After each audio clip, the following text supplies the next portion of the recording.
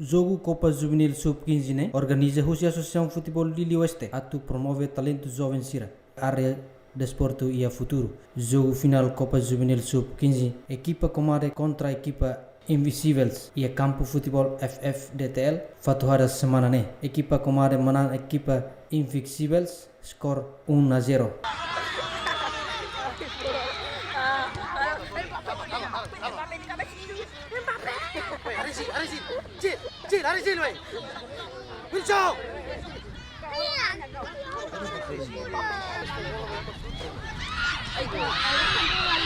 Equipa Rua lança quedas ameaça Bamalu.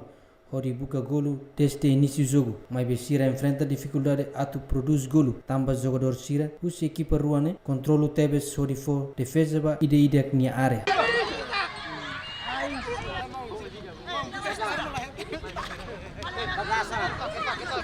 Mas equipa Comares sorteria ia minuto Ruano Racing Walu produz golo hori muda quedas nia skor ba 1-0 to horas primeira parte remata.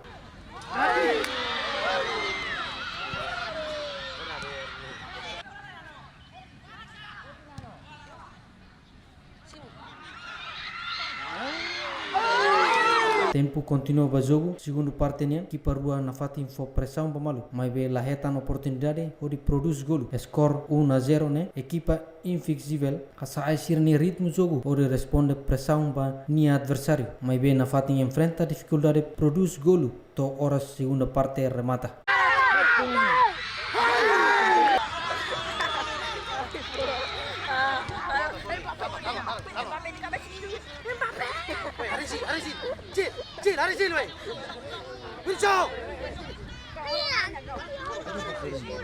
O resultado né, equipa Comares sai primeiro lugar para a Copa Juvenil Sub-15, enquanto a equipa Invisíveis sai segundo lugar.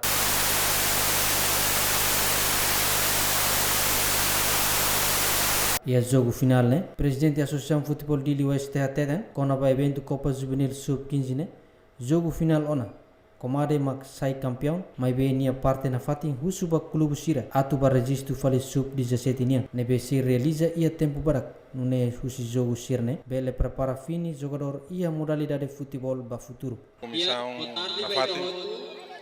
Comissão na fatin convida participantes Sira, clube, equipa Husi Bairro, nomos Husi Jovem Sira, de Lio, onde participa ia Sub-17.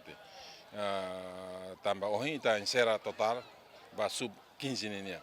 O campeão Husi clube Comare FC, nebe maka mai Husi Jovem Sira, foi insa Sira Husi Delta 3. A soru equipa Husi Invisível, Husi Bairro Taibe nia.